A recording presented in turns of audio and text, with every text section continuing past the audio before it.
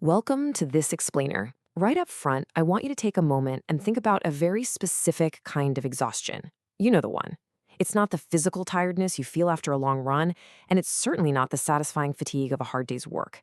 I'm talking about a deep, chronic, atmospheric exhaustion that just seems to hum in the background of modern life. It's always there, isn't it? And we so often internalize this burnout.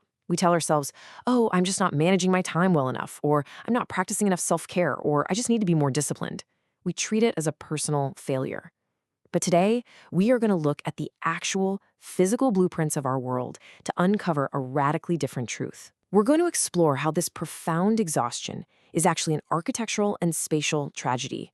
Our modern environment has been systematically designed in a way that leaves us almost nowhere to simply breathe. Why do we feel we have nowhere to just exist? I really want to let that question linger for a second, because it validates a universal, kind of melancholic feeling that so many of us share, yet really struggle to articulate. This isn't just a psychological phenomenon taking place entirely inside our heads. Not at all. It is a direct result of the concrete, physical spaces we navigate every single day. Our cities, our suburbs, the literal sidewalks we walk on, they have been structured to keep us moving, keep us producing, and keep us consuming. In this explainer, we're going to completely unpack the sociology behind why the modern world has quietly, systematically eradicated the spaces where human beings used to just be. Section 1. The architecture of burnout. Let's take a look at the spatial trap we're all caught in. The modern urban landscape hasn't just changed how we travel or where we shop. It has fundamentally flattened human existence into a relentless, inescapable loop. We live inside a spatial binary. On one side, we have the first place, the home. Now, we absolutely love to romanticize the home as this ultimate sanctuary of rest, but let's be real. Sociologically speaking, the home is incredibly demanding. It is a realm of emotional labor, laundry, family duties, property maintenance, and constant responsibility. It takes work to run a home. Then, on the exact opposite side, we have the second place, the work environment. This space is entirely dominated by corporate efficiency, key performance indicators, productivity metrics, and a kind of exhausting professional performativity. In the second place, you always have to be on. So here's the profound psychological tragedy of our physical environment. We endlessly, day in and day out, bounce between these two highly demanding poles. There is absolutely no spatial buffer. When every single physical location you inhabit requires you to either be a highly productive employee or a dutiful family member, the capacity for your mind to just rest is completely severed. You are always performing a role. To really understand how we lost those buffer spaces, we have to look at a vital concept in spatial sociology known as abstract space. Early spatial theorists recognized that the modern physical world has been completely homogenized and commodified. Space is no longer treated as an organic, lived environment for human connection. Instead, it's artificially made scarce. It is literally pulverized, chopped up into lots, parcels, and zones, and then sold off to the highest bidder. Think about how almost every empty, overgrown lot in a city eventually becomes a gated condo building or a paid parking lot. Everything has a price tag. This financialization of the literal ground beneath our feet severs our natural human connection to our environment. Space simply becomes a raw material for profit, rather than a medium for human life. And beneath that commodified surface, sociologists observed invisible yet highly irregular fracture lines running throughout all of our cities. You can't see them, but you absolutely feel them.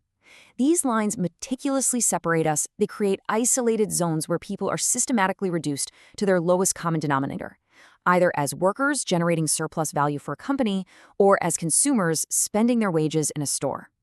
The organic flow of a shared, lived environment is fractured into highly controlled, purposeful compartments. You cross a fracture line into an office building, and your social role instantly changes. You cross another into a supermarket, it changes again. But none of those designated roles allow you to just be a human being without an agenda. Section 2. The Death of the Organic City. How we lost our organic life. I want to deliberately and slowly read this incredibly poignant observation from one of the most famous urban critics of the 20th century. This is not the rebuilding of cities. This is the sacking of cities. It's a heavy thought. This critic was witnessing the rise of orthodox city planning, the massive concrete expressways, the sterile commercial centers, the highly isolated housing projects, and they deeply mourned how this heavily regulated, top-down approach actively eviscerated our living environments.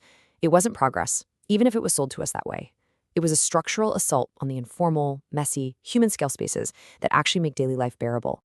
We were warned about the ultimate consequence of this sacking. When urban neighborhoods are disemboweled by expressways and rigid, overly planned zoning, the intricate, close-grained mutual support of a community is completely shattered. Landmarks crumble. The unique, messy character of a city is blurred into a gray uniformity. The environment becomes so standardized until every place looks exactly like every other place. And as it was brilliantly described, it all adds up to no place. Think about that. When we exist in no place, we feel a deep, architectural alienation. We are physically present in a location, but socially and spiritually, we are entirely unmoored. Let's make this concrete. Compare an organic, traditional city sidewalk to a modern, planned commercial center. The organic sidewalk is informal, it's incredibly low stakes, and it naturally builds a profound sense of community. But crucially, it requires zero economic consumption. You don't have to buy a ticket or a latte to sit on a stoop and watch the world go by. But look at the modern alternative, planned commercial centers. They are formal, they are strictly transactional, and ultimately, they are isolating imitations of real community. They require immense control. In a commercial center, you cannot exist without continually justifying your presence through your wallet. Try sitting in a mall food court for 2 hours without buying a single thing and see exactly how long it takes for security to notice you. You are a guest on rented time. Section 3. The power of weak ties. The absolute magic of the informal sidewalk. So, the absolutely crucial point here is understanding that the loss of these organic, uncommodified spaces creates a very specific psychological casualty. We lose our weak ties. These are the casual, low-stakes relationships that actually weave a healthy society together. It's the subtle nod you give to the regular walking their golden retriever in the local park. It's the casual 3-minute chat with your neighborhood barista or grocer about the weather. Urban sociologists have pointed out that drinking a soda on a neighborhood stoop is fundamentally different from drinking that exact same soda in a highly regulated, planned recreation room. These unstructured, loitering places, these margins in the city where literally nothing is officially happening, are precisely where we cultivate a pure, uncommodified sense of belonging. Without these spaces, our social networks become incredibly brittle. We feel alone in a crowd. Connecting this back to the broader critique of modern space, we can see that the everyday world has literally been colonized. It has been completely infiltrated by a hyper-efficiency, a kind of technological rationality that views unstructured human loitering as a glitch that needs to be corrected. Our everyday routines have been captured by bureaucratic consumption.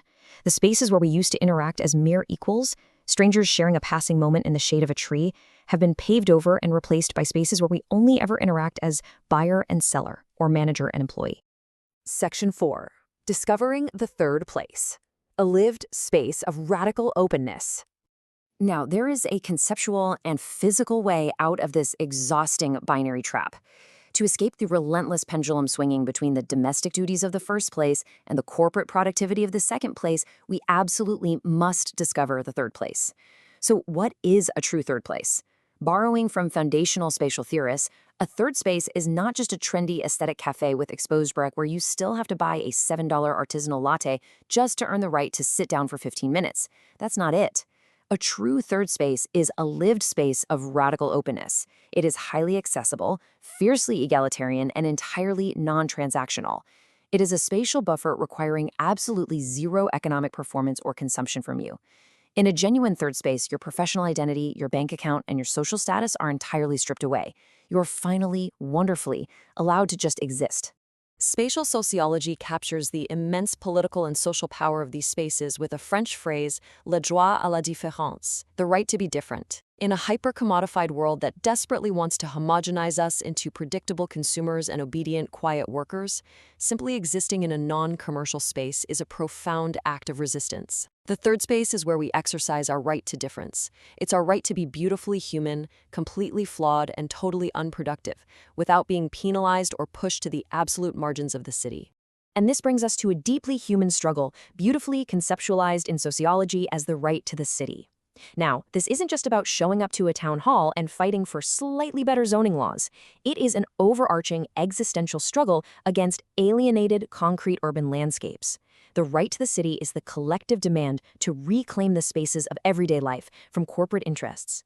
It is the demand to prioritize human lived experience over the sheer accumulation of capital and the relentless pulverization of our shared organic environment. Prominent spatial theorists make a powerful assertion to elevate just how deeply important this is to the human condition. They argue that the fundamental subject matter of history is space, that it's the very secret of history's meaning. We are so used to thinking of history as just a timeline of events happening in a vacuum. But the argument here is that space, the actual physical organization of our physical world, dictates the rhythms of our existence. How we arrange our cities dictates how we live, who we meet, and how we feel inside our own minds. Therefore, the quest for a genuine third place isn't a luxury. It's not some urban design afterthought. It is absolutely essential to our psychological survival and our fundamental humanity. So, what should you really take away from all of this? It's the absolute necessity of recognizing our spatial reality and actively reclaiming our lived space. We must actively work to decolonize our everyday routines from the constant, heavy demand to either perform for a boss or consume for a brand. We need to intentionally seek out those rare, surviving margins of radical openness in our communities. We must find the time, and more importantly, the physical locations to strip away our professional and domestic identities, even if just for a fleeting moment on a Tuesday afternoon. And collectively, we must demand the preservation and creation of non-commercial spatial buffers in our city planning. We need spaces to just breathe. I want to end this explainer on a lingering, deeply contemplative question for you to take with you today. Where is your third place?